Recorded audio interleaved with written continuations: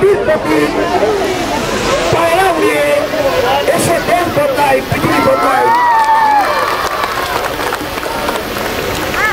তারুণ্যের উৎসব 50 দিন ব্যাপী 19শে ফেব্রুয়ারি পর্যন্ত অনুষ্ঠিত হবে। সেই তারুণ্যের উৎসবে আমরা সবাই একসাথে অংশগ্রহণ করব, সেই আশাটা ব্যক্ত করে আজকে তারুণ্যের উৎসবে শুভ উদ্বোধন ঘোষণা করছি। আমাদের সবাই ধন্যবাদ ধন্যবাদ